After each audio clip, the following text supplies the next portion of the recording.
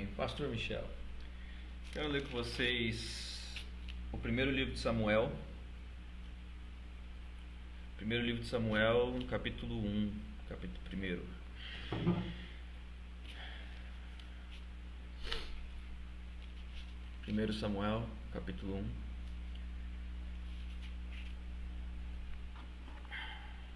Havia certo homem de Ramataim, Zufita, dos montes de Efraim, chamado Eucana, filho de Jeroão, neto de Eliú e bisneto de Tou, filho do efraimita Zuf. Ele tinha duas mulheres, uma se chamava Ana e a outra Penina. Penina tinha filhos, Ana, porém, não tinha. Todos os anos esse homem subia de sua cidade a Siló para adorar e sacrificar ao Senhor dos Exércitos. Lá, Rufine e Finéias, os dois filhos de Eli, eram sacerdotes do Senhor. No dia em que Eucana oferecia sacrifícios, dava porções à sua mulher Penina e a todos os filhos e filhas dela, mas a Ana dava uma porção dupla, porque a amava, apesar de o Senhor a tê-la deixado estéril. E porque o Senhor a tinha deixado estéril, sua rival a provocava continuamente, a fim de irritá-la. Isso acontecia ano após ano. Sempre que Ana subia à casa do Senhor, sua rival a provocava, e ela chorava e não comia. Eucana, seu marido, lhe perguntava: Ana, por que você está chorando? Por que não come? Por que está triste? Será que eu não sou melhor para você do que 10 filhos?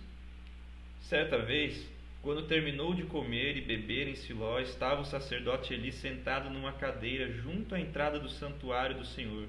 Ana se levantou e com a alma amargurada chorou muito e orou ao Senhor e fez um voto dizendo: Ó Senhor dos Exércitos, se tu deres atenção à humilhação da tua serva e te lembrares de mim, não te esqueceres da tua serva, mas lhe deres um filho, então eu o dedicarei ao Senhor por todos os dias de sua vida, e o seu cabelo e sua barba nunca serão cortados. Enquanto ela continuava a orar diante do Senhor, Eli observava sua boca como Ana orava silenciosamente. Seus lábios se mexiam, mas não se ouvia sua voz. Então Eli pensou que ela estivesse embriagada. E lhe disse: Até quando você continuará embriagada? Abandone o vinho. Ana respondeu: Não se trata disso, meu senhor. Sou uma mulher muito angustiada. Não bebi vinho nem bebida fermentada. Eu estava derramando minha alma diante do Senhor. Não julgues tua serva uma mulher vadia, filha de Belial. Estou orando aqui até agora por causa de minha grande angústia e ansiedade. Ali Eli respondeu: Vá em paz, e que o Deus de Israel conceda a você o que pediu. Ela disse: Espero que sejas benevolente para com tua serva. Então ela seguiu seu caminho, comeu, e seu rosto já não estava mais abatido. Na manhã seguinte, eles se levantaram e adoraram o Senhor. Então voltaram para casa em Ramá. Eucana teve relações com sua mulher Ana, e o Senhor se lembrou dela. Assim Ana engravidou, e no devido tempo deu à luz um filho, e deu-lhe o nome de Samuel, dizendo: Eu o pedi ao Senhor. Amém. Gente, eu quero falar um pouquinho sobre oração com vocês. Oração pode ser um assunto muito complexo, muito profundo, e ao mesmo tempo é tão simples que pode ser comparado com o choro de uma criança. Oração pode ser comparada com o choro de um recém-nascido. O recém-nascido, quando tem necessidades, quando tem algum sofrimento, o que ele faz para se comunicar com seus pais? Ele chora. Ele não sabe outra maneira. Ele sequer sabe quais são suas necessidades. Ele não sabe dizer, ele não sabe identificar as suas necessidades. No entanto, uma coisa ele sabe: ele não pode supri-las. Ele é totalmente dependente dos seus pais. E é nisso que a oração mais se compara com o choro de um recém-nascido, na total dependência que temos com o nosso Pai Celestial. E se nos esquecemos dessa dependência, então nos esquecemos de tudo. A maior prova do nosso conhecimento da graça, do quanto nós entendemos e compreendemos a graça, se revela a partir da nossa vida de oração. é um resultado natural do nosso caminhar com Deus, do quanto a gente vai entendendo e compreendendo Deus, compreendendo a graça, mais nós nos tornamos dependentes e sabemos que somos dependentes, sabemos que precisamos falar com o nosso Deus. E oração é isso. Oração é uma comunicação com Deus. Só que é estranho pensar que nós cristãos às vezes tenhamos dificuldade para orar. Como é que nós, tendo essa fé, a partir dessas crenças em um Deus que existe, que é soberano, onipotente, benigno, quer o nosso bem, nos ama, está nos ouvindo, está com os braços abertos, está disposto a nos ouvir, Ele pode intervir, Ele pode fazer qualquer coisa.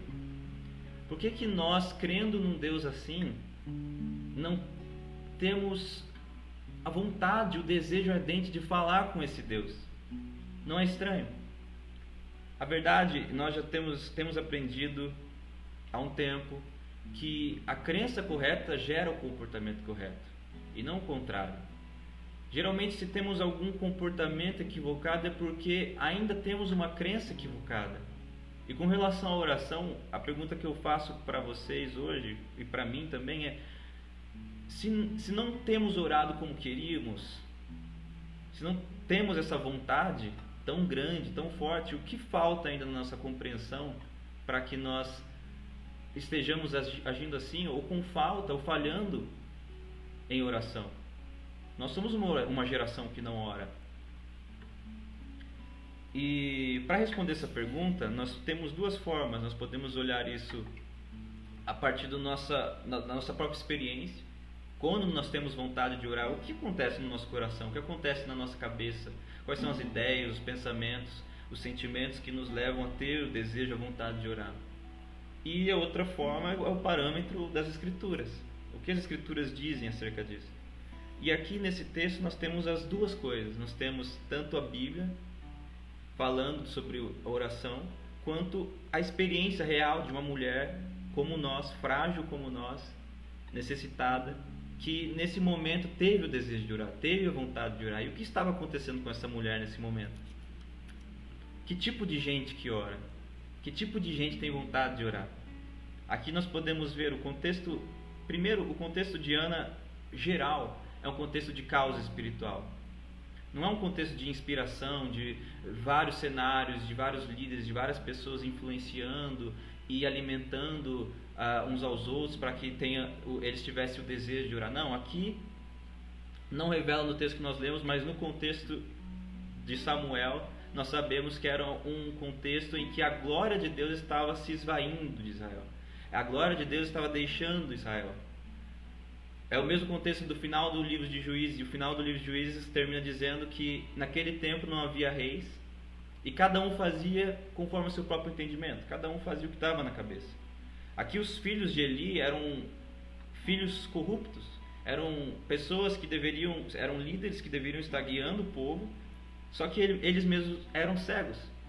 Eles mesmos não tinham a visão de Deus, não tinham a crença verdadeira em Deus. Eles zombavam de Deus e utilizavam os recursos do templo conforme o seu bel prazer, para suas próprias necessidades.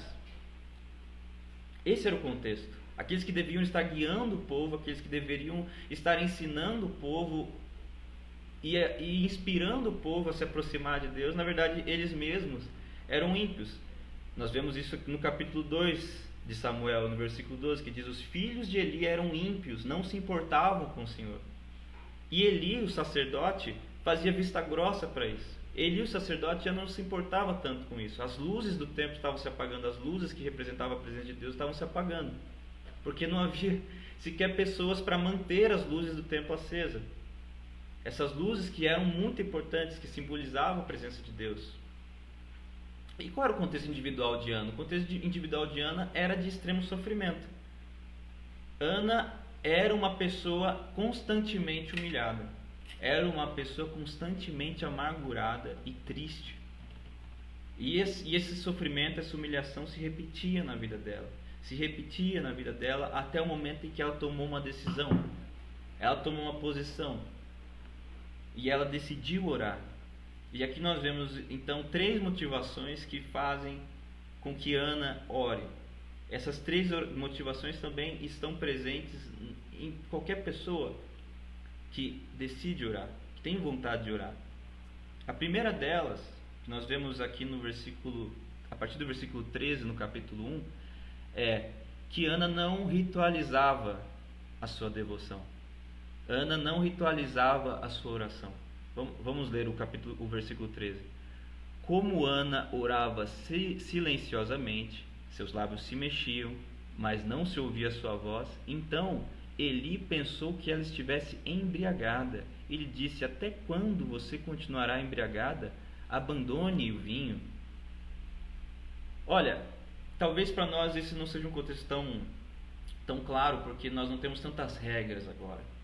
Inclusive nós já somos uma geração que não tem tantas formalidades na oração. Nós não entendemos mais como entendiam os nossos pais, que haviam critérios, que tinha que ser de joelho dobrado, ou que tinham que se falar certas palavras.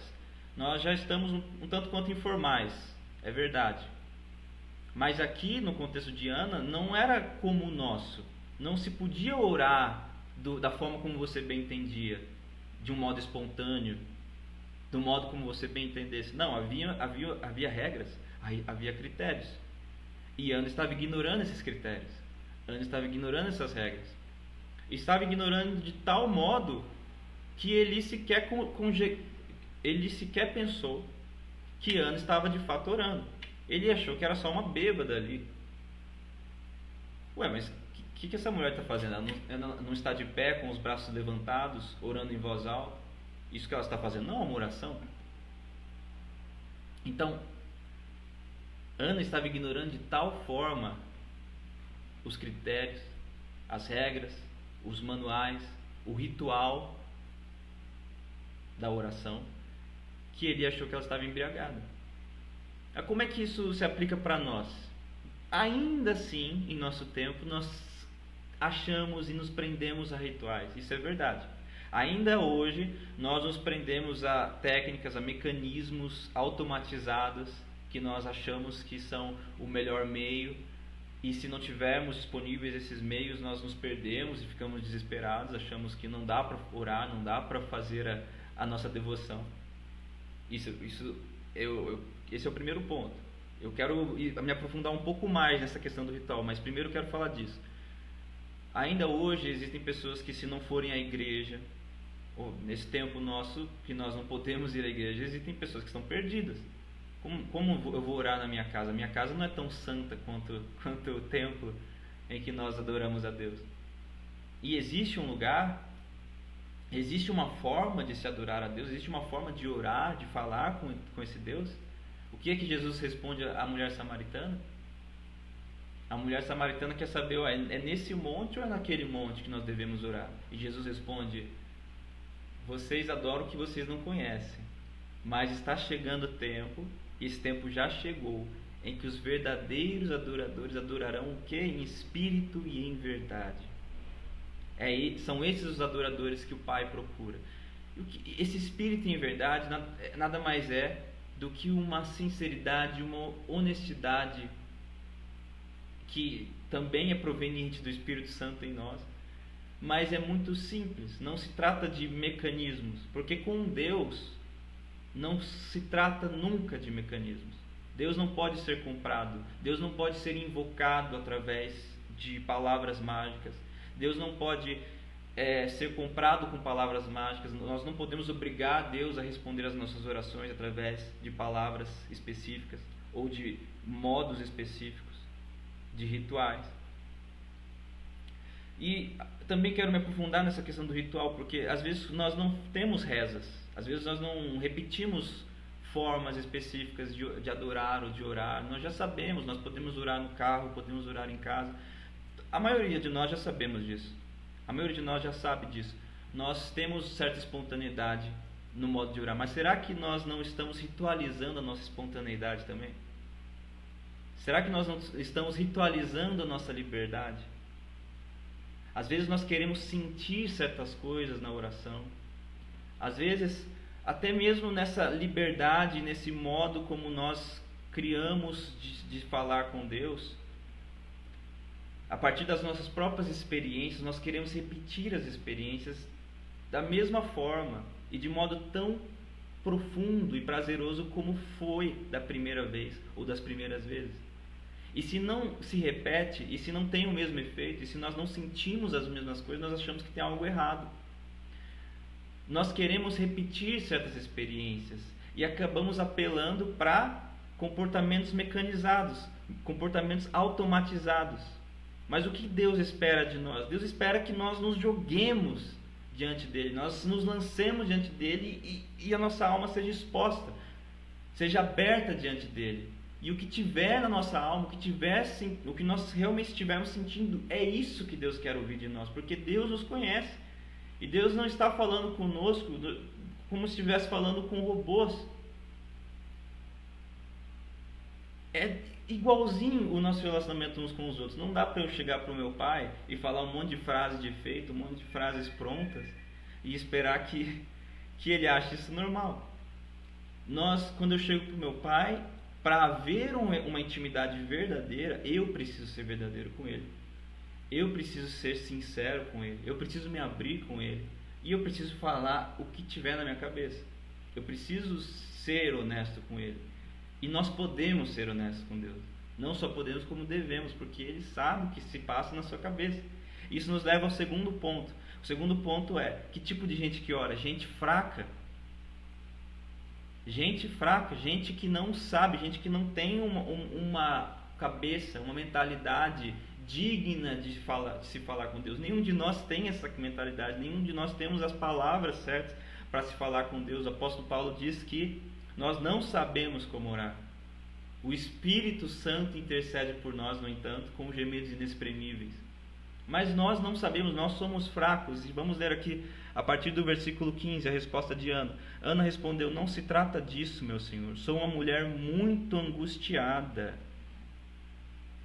Não bebi vinho, nem bebida fermentada. Eu estava derramando a minha alma diante do Senhor. Não julgues tua serva, uma mulher, filha de Belial. Estou orando até agora por causa da minha grande angústia e ansiedade.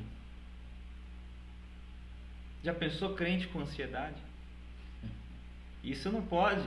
Crente não pode ter ansiedade.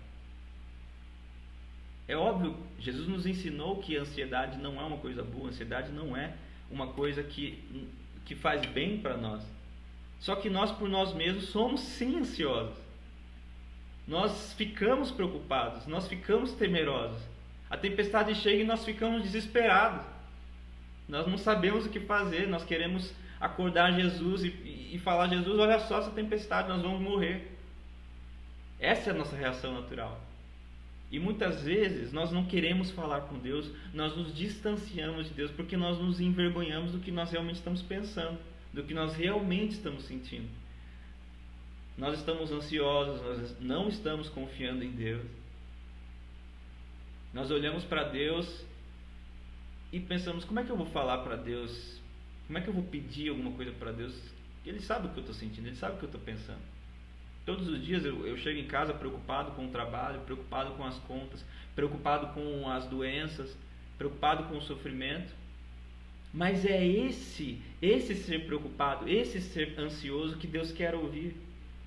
É justamente você mesmo, do jeito que você é, que Deus quer ouvir.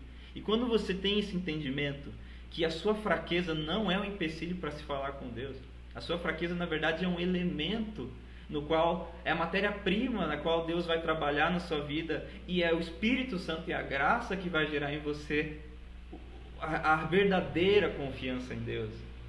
Aí você tem a liberdade, você tem realmente a liberdade de falar com esse Deus e falar tudo que tiver na sua cabeça, tudo que você estiver sentindo, mesmo que sejam coisas terríveis, mesmo que sejam coisas de uma pessoa que não tem fé alguma, de uma pessoa que não confia em Deus. Só que você está falando com Deus, você está colocando isso para Deus. E quando você entende que essas fraquezas, ter essas fraquezas,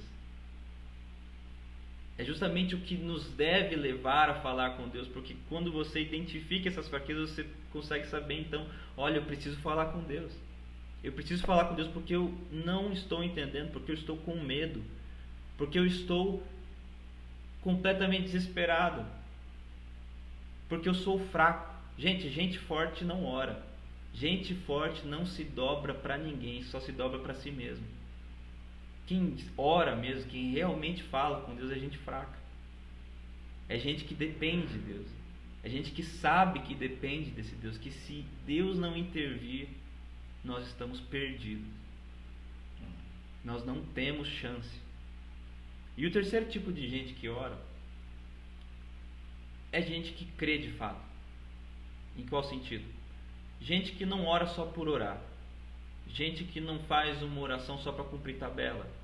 Mas gente que sabe que tem alguém ouvindo. Gente que sabe que existe um Deus e esse Deus realmente está ouvindo e falando conosco. Oração não é só para cumprir tabela, não é dever.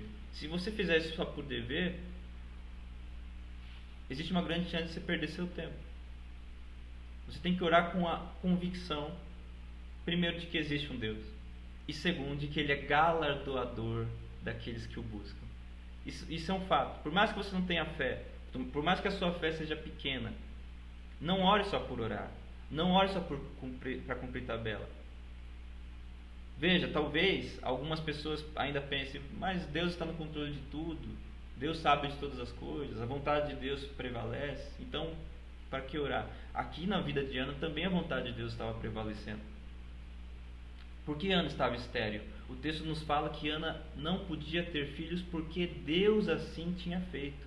Deus tinha deixado Ana estéril. Mas isso não significa de modo algum que Deus queria que Ana ficasse estéril.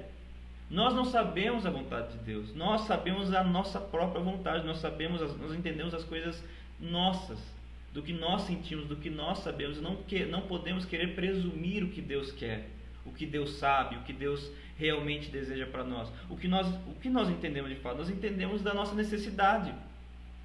E nós podemos levar essas necessidades até Deus, apresentar até Deus e clamar e pedir com nossa força, com o máximo da nossa fé, que Ele resolva os nossos problemas. Nós podemos levar os problemas para Deus. Nós podemos pedir que Ele resolva os resolva. Isso não é algo ruim, isso é algo que nos aproxima de Deus, isso é algo que faz com que nós consigamos compreender quem é esse Deus poderoso. Vamos ler o versículo aqui. A partir do versículo 18, no capítulo 1. Ela disse: espero que sejas benevolente para com tua serva. Então ela seguiu seu caminho, comeu, e seu rosto já não estava mais abatido. De onde veio essa alegria? De onde veio essa paz que Ana sentiu aqui? Ela já sabia que ela estava curada? Não tinha como ela ter certeza que ela estava curada. Porém, ela conseguiu comer, o seu rosto já não estava mais abatido, ela estava alegre, ela estava sentindo uma paz, porque ela foi, nesse momento em oração, crendo que Deus estava ouvindo. E a reação de Ana aqui demonstra a fé de Ana, demonstra que ela não estava orando só por orar, ela sentiu que aconteceu alguma coisa, ela sentiu que ela foi ouvida, ela encontrou uma paz. E existe um homem de Deus, um pastor chamado Jonas Madureira, ele diz que uma das coisas que antecedem a providência de Deus é a paz. Nem sempre nós sabemos como Deus vai responder, e nem sempre Deus vai responder do jeito que nós queremos, mas uma coisa sempre acontece: todas as vezes em que nós falamos com esse Deus, todas as vezes que nós nos comunicamos com esse Deus, o nosso coração é tomado por uma paz inexplicável, uma paz que excede todo conhecimento. E essa paz está disponível para você. Agora, crendo que existe um Deus todo-poderoso, crendo que existe um Deus que é benigno, que está pronto, que está ansioso para falar conosco, para responder às nossas orações, Ele está atento, Ele está com as mãos estendidas, Ele não se importa com as nossas fraquezas, Ele vê Cristo, Ele não vê as nossas fraquezas, Ele vê Cristo, Ele vê o Cristo crucificado. Todas as nossas falhas não importam mais, já foram pagas na cruz.